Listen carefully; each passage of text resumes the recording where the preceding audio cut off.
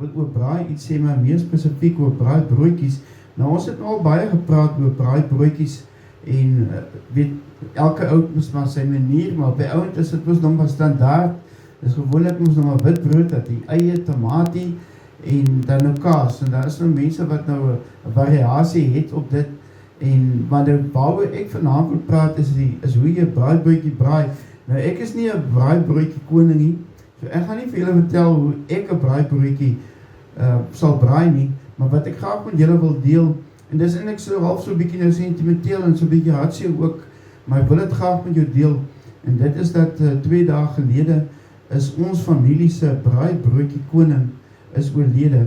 En ja, dit is nou vir ons 'n groot verlies en hartseer en dat hy nou oorlede is, maar wat ek vir jou wil vertel van hom, en ek wil dit ter ere van hom vertel, is dat hy was letterlik ons familie se braaibroodjie koning. Kyk, hy kon 'n braaibroodjie maak soos wat dat hy lekker is, soos sy man, soos hy perfect, het was lekker, weet, crispy aan die buitekant en dan die kaas aan die binnekant wat lekker gesmeld is, en dan die tamatie wat nie te warm is nie, want die tamatie wat te warm is, brand jou mond, en alles, perfect, soos hy hom gebraai het.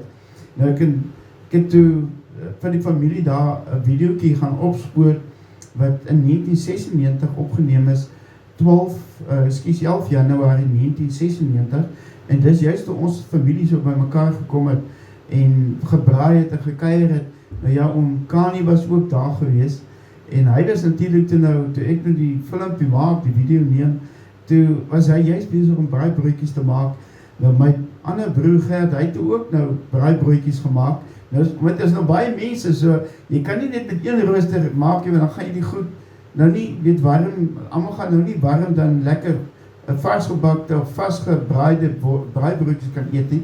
Nou ja, soos hulle twee nou vra ons vir oom Kani nou, wat is nou sy geheim, sy wenresep vir sy braaibroodjie? Hy sê, mens moet op 21 keer omdraai.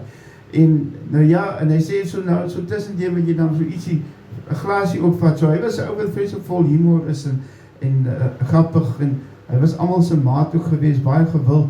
Nou my broer word nou ook gevra nou, wat is nou sy resep vir 'n braaibroodjie? Hy sê nee, elke 10 sekondes moet jy hom omdraai. Ja, so hulle twee al twee hulle braaibroodjies skitterend vir ons gebraai. Ons het vreeslik lekker daar geëet, vreeslik lekker gelag. So dit was sommer te ere van oom Kani wat ons baas braaibroodjie bakker was. Hy was natuurlik ook 'n man met potbrode. Hy lieflik kon gaar maak binne op die kole en op die manier wat hy dit gedoen het. Hoe ek 'n potbrood maak, het ek by hom geleer. Ek het by hom afgekyk. So ja, dis my baie spesiaal om dit met jou te deel. En ek wil sommer net eer bring aan hom. Hy was ook 'n man wat 'n musikant was, of nou nie sommer net vir sê in 'n konsert of so, nie, hy het sommer so onder die familie, het hy gereeld musiek gemaak vir ons, en hy kon lekker gitaar onder andere speel en lekker sing.